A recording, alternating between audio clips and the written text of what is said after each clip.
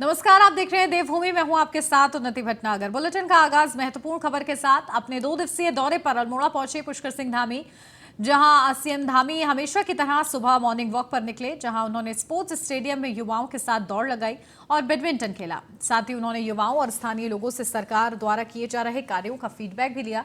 CM Pushkar Singh Dhami ने लोगों से खेलो इंडिया और फिट इंडिया मूवमेंट में शामिल होने का संकल्प भी दिलाया। खेल का कोई भी क्षेत्र हो, आज हमारे उत्तराखंड के बच्चे, हमारे खिलाड़ी हर क्षेत्रों में अपना नाम रोशन कर रहे हैं। मैं भी उन सबसे मिलने और उनको देखने आया था कि यहाँ पर किस प्रकार से उनके खेलने की व्यवस्था है। यहाँ मैदान के अंदर जो स्टेडियम का काम चल रहा है उसका भी निरीक्षण किया और यहाँ खेलने वाले सभी छोटे बड़े सभी खिलाड़ियों से उनके प्रशिक्षण और रोज यहाँ आने वालों सबसे मुलाकात।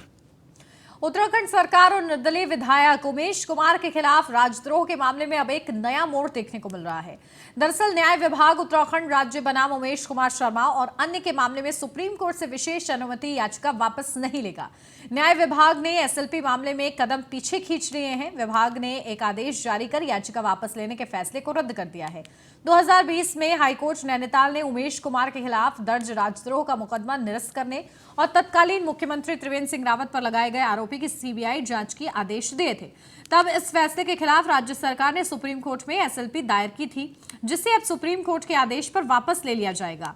हालांकि पूर्व मुख्यमंत्री त्रिवेंद्र सिंह रावत एसएलपी वापस लिए जाने को लेकर अपनी नाराजगी जताते हुए दिल्ली में पार्टी अध्यक्ष जेपी नड्डा से भी उन्होंने मुलाकात की, जिसके बाद उत्तराखंड सरकार ने उमेश कुमार के खिलाफ राजद्रोह का मुकदमा न लड़ने वाले अपने फैसले पर यू टर्न ले लिया है। अपडेट लेते हैं, हमारे विशेष संवाददाता सुदीप जैन हमारे साथ जुड़ गए। सुदीप, देखिए, राज्य सरकार की तरफ से यू टर्न लिया गया है इस पूरे मामले में, और क्या नया मोड़ अब आगे देखने को मिलेगा? राज्य सरकार ने सितंबर माह में एक चिट्ठी भेजी थी अपने स्टैंडिंग काउंसिल को सुप्रीम कोर्ट में। उसमें जब ये 2 दिन पूर्व खुलासा हुआ कि राज्य सरकार बनाम उमेश शर्मा मामले में अब अपनी एसएलपी में कार्रवाई नहीं चाहती है, इसके बाद से एक राजनीतिक भूचाल सा आया और दिल्ली में त्रिवेंद्र सिंह रावत बड़े नेताओं से मिले। इसके बाद कल निर्णय लेते हुए ये निर्णय हुआ है कि एसएलपी पर अब पैरवी राज्य सरकार करेगी और पुराना फैसला निरस्त हुआ। आने वाले दिन में समय की बात करूं तो 2 दिसंबर को सुप्रीम कोर्ट में मामले की अगली सुनवाई है।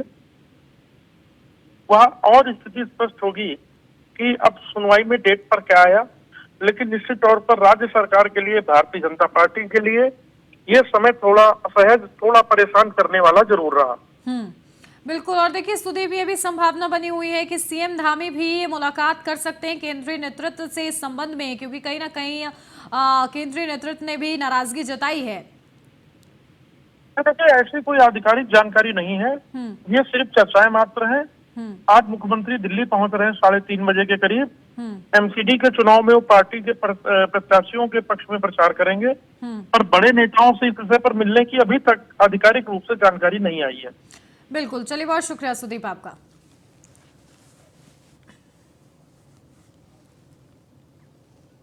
बीते दिन अल्मोड़ा पहुंचे मुख्यमंत्री पुष्कर सिंह धामी ने मल्ला महल में सांस्कृतिक कार्यक्रम का शुभारंभ किया। कार्यक्रम में युवाओं ने उत्तराखंड के उत्पादों से बने वस्त्र पहनकर रैंप वॉक किया। साथ ही कई सांस्कृतिक कार्यक्रमों भी आयोजित किए गए। कार्यक्रम को संबोधित करते हुए सीएम पुष्कर सिंह धामी ने कहा कि उत्तराखंड की संस्कृति पर जोर दिया गया।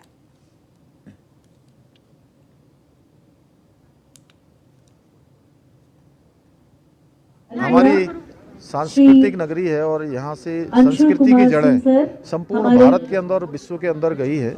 आज यहाँ पर जहाँ हमारे उद्यमिता महोत्सव के माध्यम से यहाँ पर शानदार हमारे स्थानीय कलाकारों ने, यहाँ के लोगों ने बहुत ही शानदार अपनी संस्कृति का यहाँ पर प्रदर्शन किया है। हम लोगों को एक मंच प्रदान किया है और इसके माध्यम से जहाँ हमारी संस्कृति बढ़ेगी और हमारी नई पीढ़ी को भी हमारी संस्कृति से जुड़ने का एक अवसर प्राप्त होगा, जो आगे संस्कृति के संवर्धन के लिए और विकास के लिए काम करेंगे। मैं सभी का यहाँ पर आज सभी कलाकार, सभी आए हुए स्थानीय आयोजक सबका अल्मोड़ा में सीएम पुष्कर सिंह धामी ने व्यापार मंडल बार एसोसिएशन के पदाधिकारियों और प्रबुद्ध नागरिकों से भेंट कर विभिन्न विषयों पर चर्चा की और संबंधित अधिकारियों को जल्द से जल्द उनकी समस्याओं का निस्तारण करने के निर्देश दिए। इसके अलावा उन्होंने बीजेपी कार्यकर्ता और संगठन के पदाधिकारियों से मुलाकात कर उनसे संवाद किया और विभिन्न संगठनों के साथ समन्वय स्थापित कर सबका साथ सबका विकास के ध्येय पर आगे बढ़ते रहने की सलाह दी।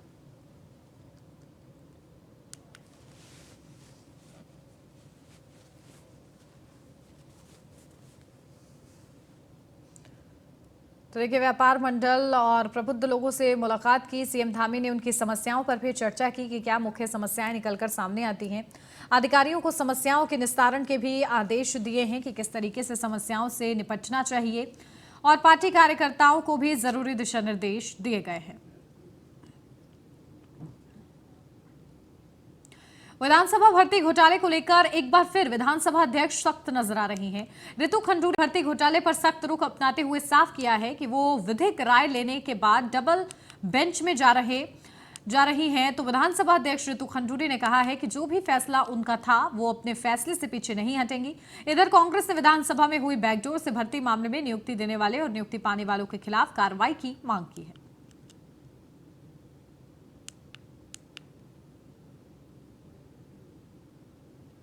पहले दिन से कांग्रेस का एक ही स्टैंड है कि अगर विधानसभा अध्यक्ष को भ्रष्टाचार पर चोट करनी है, उसको जड़ से समाप्त करना है, तो सिलेक्टिव राजनीति ना करें। नियुक्ति देने वाले और नियुक्ति पाने वाले दोनों गलत हैं, लेकिन मैडम की जो लाठी चल रही है वो नियुक्ति पाने वालों पर चल रही है। नियुक्ति देने वालों पर तो वो अपनी चुप्पी तोड़ ही नहीं रही है। दूसरी तरफ आप देखिए कि आरएसएस तो कार्रवाई कर चुका है, प्रांत प्रचारक को भी यहाँ से बेदखल कर दिया और सह प्रांत प्रचारक को भी यहाँ से दूसरे राज्य में भेज दिया गया है उनकी गड़बड़ियों के चलते। बात सिर्फ इतनी है कि ये वैधानिक और अवैधानिक का सवाल नहीं है। जो निर्णय सिंगल बेंच का था, आप देखिएगा आने वाले दिनों में डबल बेंच का भी वही नहीं लगा। कहीं ना कहीं ये हठधर्मिता दिखाई पड़ती है कि आप एक वर्ग पर तो चोट कर रही हैं, लेकिन दूसरे वर्ग पर आप बोलने से इनकार कर रही हैं। ऐसे में भारतीय जनता पार्टी अपने उन नेताओं पर कब कार्रवाई करेगी जिन नेताओं ने युवाओं के साथ छलावा किया, धोखा किया और उनके मुंह का निवाला अपने सगे संबंधियों को खिला दिया। पहले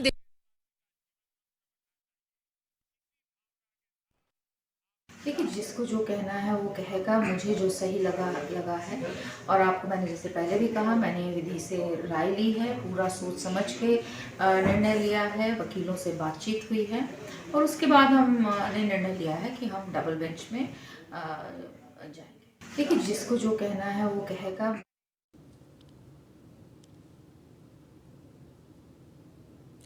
तो देखिए किस तरीके से कांग्रेस मामले पर कार्रवाई की मांग कर रही है भर्ती घोटाले में, और ये कहा जा रहा है कि कहीं ना कहीं भर्ती मिलने वालों पर कार्रवाई हो रही है लेकिन भर्ती दिलाने वालों पर कार्रवाई नहीं हो रही है। और इसी को लेकर कांग्रेस से की प्रवक्ता देखिए गरिमा दसौनी की तरफ से किस तरीके से बड़े आरोप लगाए जा रहे हैं। रुक करते हैं, हमारे संवाददाता शहबाज हुसैन हमारे साथ जुड़ गए हैं। शहबाज, क्या जानकारी? देखिए, कांग्रेस लगातार बड़ी मांगे उठा रही है और कांग्रेस आरोप भी लगा रही है। किस तरीके से रुख स्पष्ट किया जा रहा है विधानसभा अध्यक्ष की तरफ से? फिर से विधानसभा अध्यक्ष रितु खंडूरी सख्त तेवर दिखा रही हैं। अध्यक्ष रितु खंडूरी ने साफ किया है कि वो विधिवत राय लेने के बाद ही डबल इंजन बेंच पर ही विधानसभा अध्यक्ष रितु खंडूरी ने कहा है कि फैसला उनका था। और वही कहते हुए गरिमा दसौनी ने कटाक्ष करते हुए कहा कि विधानसभा अध्यक्ष भ्रष्टाचार से जुड़े जड़ से मिटाने चाहती है लेकिन सेलेक्टिव राजनीति ना करे, गरिमा ने कहा। देखो, चले, बहुत शुक्रिया शाहबाज आपका।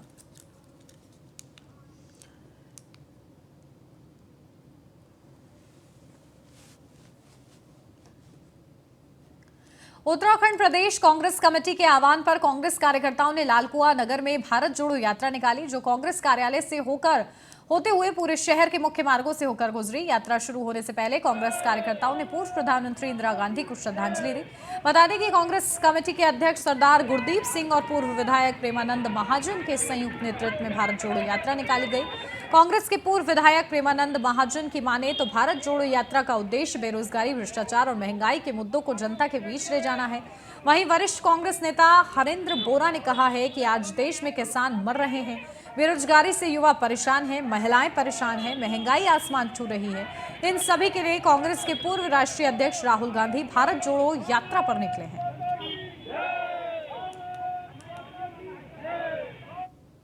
भारत जोड़ो यात्रा हमारे माननीय राहुल गांधी जी के द्वारा चलाई गई है और नफरत छोड़ो भारत जोड़ो, जो पूरे देश में नफरत की जो राजनीति चल रही है भारतीय जनता पार्टी और आपस में फूट करो और राज करो जैसे पहले अंग्रेज करते थे वैसे करके भारतीय जनता पार्टी कर रही है। इसके हम लोग पूरे जो देश में जो भारत जोड़ो यात्रा चल रही है, कहीं कहीं प्रदेशों में जो हमारे जो राहुल गांधी जी के द्वारा जो कन्याकुमारी से और कश्मीर तक के जो यात्रा है और इंदिरा गांधी जी का जयंती में हम लोग आज हमने पदयात्रा अल्फा में करी की है। तो यही है कि हाँ पूरे देश का हम यही बताना चाहते हैं कि नफरत छोड़ो और भारत जोड़ो, भारत जोड़ो यात्रा।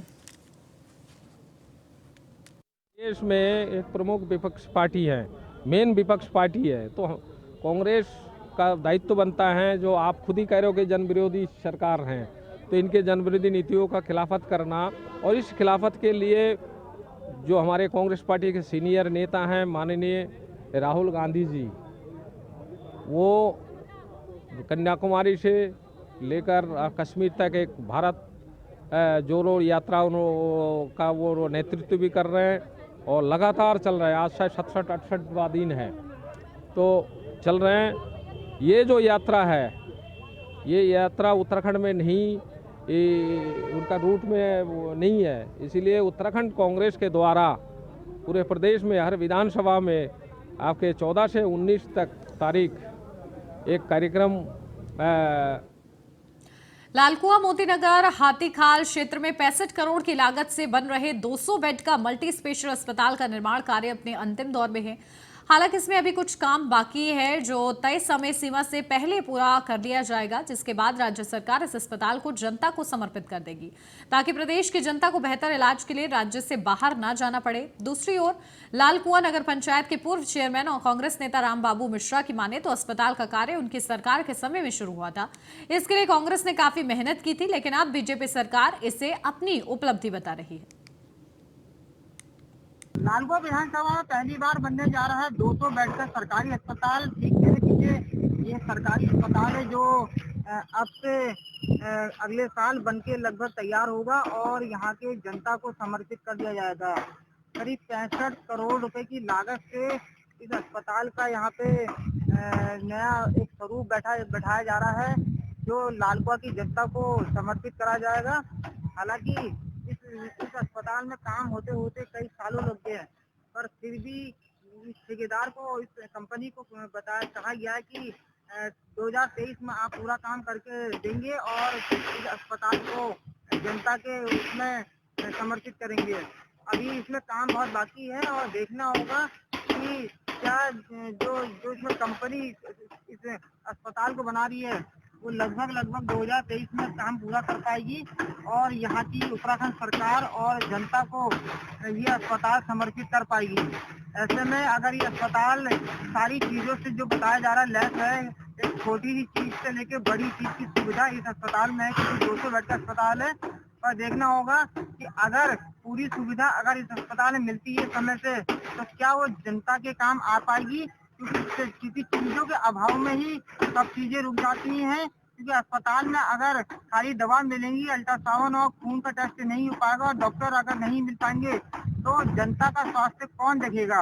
ऐसे में इस 200 बेड के अस्पताल में सारी चीजें लैस होनी चाहिए जिससे यहाँ के मरीजों को हल्द्वानी और नैनीताल और देहरादून ना जाना पड़े। Umesh Pant, news 1 India, Lalkuan.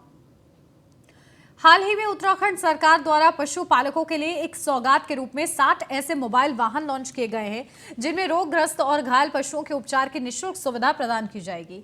उन्हीं में से एक 1962 डायल मोबाइल वाहन आज लक्सर पहुंचा, जहां इस डायल मोबाइल वाहन में तैनात पशु चिकित्सक ऋषि त्रिपाठी के मुताबिक हेल्पलाइन पर जरूरतमंद और पीड़ित पशुपालक निःशुल्क संपर्क कर सकते हैं, जिसके बाद अपने निर्धारित क्षेत्र के अंतर्गत संबंधित लोकेशन में 1962 डायल मोबाइल वाहन पहुंचकर पशुओं के निःशुल्क सुविधा के साथ उपचार भी करेगा। उत्तराखंड सरकार ने 60 मोबाइल वेटनरी यूनिट लॉन्च की है 16 नवंबर को। इसमें क्या है 1962 पे आपको फ्री कॉल करना है, इसके कोई चार्जेस नहीं है। और इसमें आप जिस क्षेत्र के लिए, जिस ब्लॉक के लिए निर्धारित है गाड़ी, उस गाड़ी पे डायरेक्ट नंबर पहुंचेगा वो पैरावेट के पास, फिर पैरावेट डॉक्टर को बोलेगा और डॉक्टर उस डोर स्टेप पे पहुंच जाएगा इलाज के लिए पशु के। और ये फ्री ऑफ कॉस्ट सुविधा, इसका कोई चार्जेस नहीं लिया जाए। नैनीताल हाईकोर्ट को हल्द्वानी के गौलापार क्षेत्र में शिफ्ट किए जाने पर क्षेत्र के वरिष्ठ एडवोकेट मन्नू तुल्हेड़ा ने धामी सरकार के फैसले का समर्थन किया है। उन्होंने कहा है कि हल्द्वानी में हाईकोर्ट के शिफ्ट होने से सभी को सुलभ न्याय उपलब्ध हो पाएगा, साथ ही दूर दराज से आने वाले अधिकारियों और वादियों की नैनीताल जाने में आ रही परेशानियों से निजात भी मिलेगा।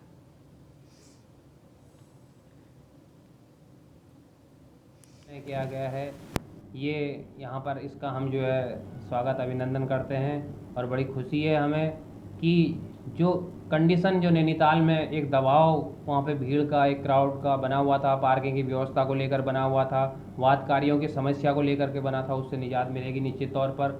और ये जो हल्द्वानी में हाई कोर्ट जो भवन निर्माण होने के पश्चात जब यहाँ पे वादकारी यहाँ पे जुटने शुरू होंगे, उनके वादों का निस्तारण शुरू होगा, तो उनको लगेगा कि हाँ ये बहुत बढ़िया निर्णय यहाँ पर हुआ है, बहुत सस्ता यहाँ पे न्याय इन लोगों को मिल रहा है, बहुत सस्ती इनको रहने की व्यवस्था, यहाँ पे खाना रहना, दूर दूर से लोग आते हैं। पूरे उत्तराखंड का ये जो है ये उधम सिंह नगर एसओजी की टीम ने दिल्ली एयरपोर्ट से 50,000 रुपए के इनामी बदमाश जुगराज सिंह उर्फ जग्गा प्रधान को गिरफ्तार किया है। आरोपी के खिलाफ जिले में अलग अलग थानों में 10 से अधिक मुकदमे दर्ज हैं और वह दुबई भागने की फिराक में था। उधम सिंह नगर एसएसपी मंजुनाथ टीसी के मुताबिक जुगराज सिंह पर कोर्ट में बदमाशों को छुड़ाने, गदरपुर में फायर झोंकने, टेलर पर हमला करने और बाजपुर में वाहनों की लूट समेत कई आपराधिक मुकदमे दर्ज हैं। आरोपी पर पुलिस ने 50,000 रुपए का इनाम घोषित किया है। वहीं पुलिस ने आरोपी के खिलाफ लुकआउट नोटिस भी जारी किया हुआ है।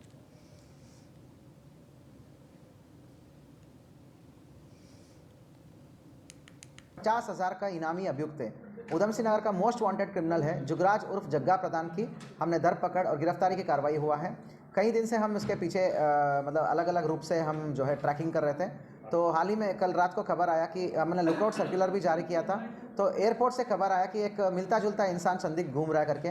तत्काल हमारे एसओजी की टीम्स तत्काल रवाना हो गए और उसका शिनाख्त भी हो गया। संदिग्ध से पूछताछ के बाद शिनाख्त कंफर्म हो गया, तो उसको वहीं से धरपकड़ करके लाया गया। और ये जो है बहुत ही शातिर और हार्डकोर क्रिमिनल है। अंग्रेज सिंह को छुड़ाने के लिए यहाँ कोर्ट में आया था। उसके बाद जो है यहाँ पर दर्जी की जो गले के ऊपर जो चाकू मारा गया, उस पर भी इसका मेन अभी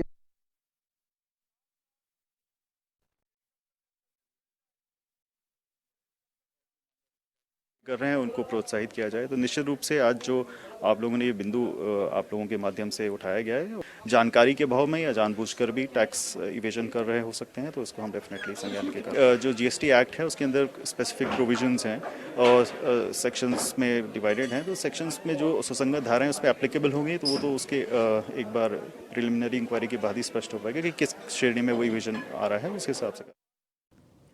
कैबिनेट मंत्री चंदन रामदास ने 14 नवंबर को महाराष्ट्र के राज्यपाल भगत सिंह कोश्यारी की मौजूदगी में एमएसएमई के तहत एक एमओयू पर साइन किया, जिसमें कुल 40 उद्यमी उत्तराखंड के मैदानी और पर्वतीय क्षेत्रों में उद्योग लगाएंगे, जिसमें मुख्य रूप से रिलायंस, कलर्स और महिंद्रा जैसी नामी गिरामी कंपनियां शामिल हैं। मंत्री चंदन रामदास का कहना है कि हमारा उद्देश्य उत्तराखंड में पर्याप्त रोजगार मुहैया कराना है। उन्होंने कहा है कि पहाड़ी क्षेत्रों में छोटे फार्मा, मेडिकल और अन्य छोटे उद्योग खोले जाएंगे। साथ ही साथ उन्होंने कहा है कि ऑर्गेनिक खेती को भी बढ़ावा देने के लिए उद्यमियों के साथ एक एमओयू पर हस्ताक्षर किया गया है।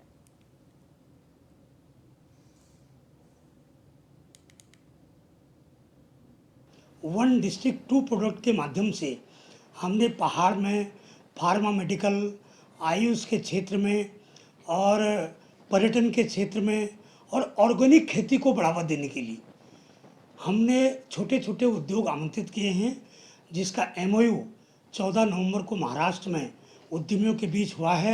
एक बहुत बड़ा करार हमारे बीच में उद्योग लगाने के लिए हुआ है, ताकि हम पहाड़ में उद्योग लगाएं, यहाँ के लोगों। उत्तराखंड के वित्त मंत्री प्रेमचंद अग्रवाल ने विधानसभा परिसर देहरादून में राज्य कर विभाग उत्तराखंड की महत्वपूर्ण योजना बिल लाओ इनाम पाओ योजना का रिमोट दबाकर शुभारंभ किया। वित्त मंत्री प्रेमचंद अग्रवाल ने कहा कि उपभोक्ताओं को बिल लेने के संबंध में जागरूक करने के उद्देश्य से प्रदेश के विकास एवं कर संग्रह में वृद्धि के योगदान को प्रोत्साहित करने के उद्देश्य से यह योजना संचालित की जा रही है।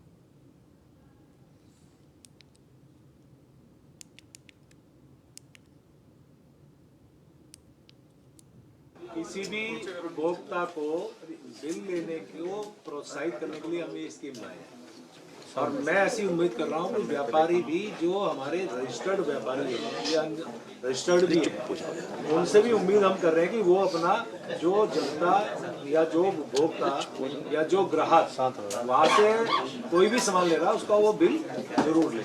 तो ये इसीलिए बनाया है और उम्मीद हम सबसे यही कर रहे हैं, चाहे व्यापारी हो चाहे उपभोक्ता हो, आप और हम सब कहीं ना कहीं उपभोक्ता हैं। मैं आपसे उम्मीद कर रहा हूं कि आप जहां भी जाएं कम से कम बिल लें। सैनिक कल्याण मंत्री गणेश जोशी ने विधानसभा स्थित दफ्तर में राजधानी में प्रस्तावित 5वें धाम की निर्माण के संबंध में समीक्षा बैठक की। मंत्री ने अधिकारियों को दिन के साथ ही रात में भी तेजी से काम करने के निर्देश दिए हैं और अभी तक के काम की प्रगति पर मंत्री ने नाखुशी जाहिर की है।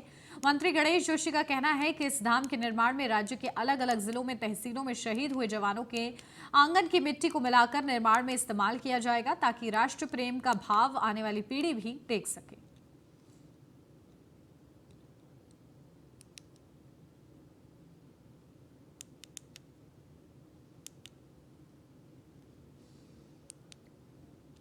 और इसमें हम भारत की सेना में 2 सैनिकों की पूजा होती है, बाबा जसवंत सिंह और बाबा हरभजन सिंह की। उसके मंदिर हम इसमें बना रहे हैं। जैसे हम एंट्री करेंगे, एक तरफ बाबा हरभजन सिंह का मंदिर होगा, एक तरफ जो है बाबा जसवंत सिंह का मंदिर होगा। और साथ ही हमने भारत माता के अमर सपूत, देश के पहले CDS, जिन्होंने कहा था कि अगर चाइना और पाकिस्तान एक साथ हम पर अटैक कर दें, हमारी सेनाएं इतनी मजबूत हैं कि इनसे लड़ने में सक्षम हैं।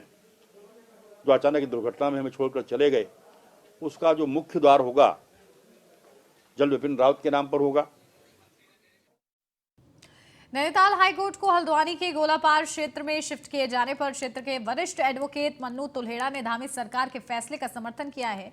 उन्होंने कहा है कि हल्द्वानी में हाईकोर्ट के शिफ्ट होने से सभी को सुलभ न्याय उपलब्ध हो पाएगा। साथ ही दूर दराज से आने वाले अधिकारियों और वादियों की नैनीताल जाने में आ रही परेशानियों से निजात मिलेगी।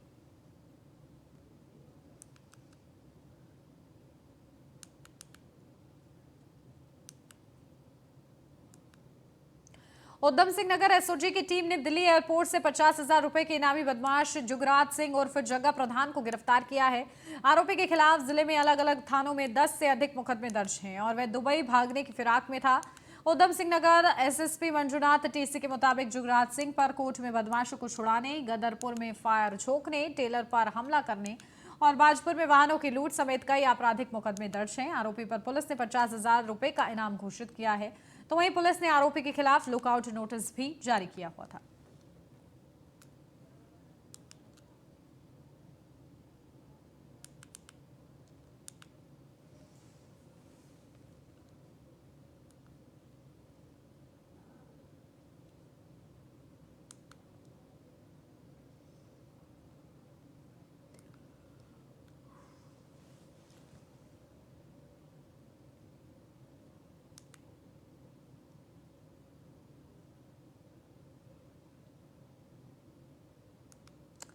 तो उत्तराखंड पुलिस ने दिल्ली एयरपोर्ट पर दुबई भागने की फिराक में था जुगराज सिंह, उसको गिरफ्तार कर लिया है। ये बड़ी सफलता हाथ तक ये है। जुगराज सिंह के खिलाफ मुकदमा दर्ज है, कई मुकदमे देखिए दर्ज हैं और इसी के चलते लगातार दबिश थी। 50,000 का इनामी था ये बदमाश और इसी से अंदाजा लगाया जा सकता है इसके अपराधों का। पुलिस ने फिलहाल इसको दुबई जाने के दौरान दिल्ली एयरपोर्ट पर ही दबोच लिया और उत्तराखंड पुलिस की ये बड़ी सफलता रही कि इतने खूंखार आरोपी को धर दबोचा है। कोटाबाग विकास खंड के पहाड़ को जोड़ने वाली पाड़ेगांव गोतिया रानी कोटा सड़क को गड्ढा मुक्त करने के अभियान के तहत रोड पर मिट्टी और रोड़ी बिछा दी गई है। स्थानीय लोगों का कहना है कि सड़क पर फैली मिट्टी और रोड़ी से दुर्घटना की स्थिति बनी हुई है। गड्ढा मुक्त जो मुहिम माननीय मुख्यमंत्री जी द्वारा चलाई गई है, उसके अंतर्गत पूरी सड़क में डामरीकरण के स्थान पर रोड़ी और मिट्टी का भरान, मिट्टी बिछाई जा रही है, जिसमें दुपहिया वाहनों से लेकर पूरे पहाड़ को जाने वाले सभी वाहनों में दुर्घटना की स्थिति बनी हुई है। मैं निवेदन करूंगा संबंधित विभाग से कि उक्त सड़क का डामरीकरण किया जाए और उक्त गड्ढे भरान के लिए उन मलबे को वहां से हटाया जाए। और इसी के साथ इस बुलेटिन में फिलहाल बस इतना ही। खबरों का सिलसिला आगे भी जारी है। आप देखते रहिए न्यूज़ 1 इंडिया।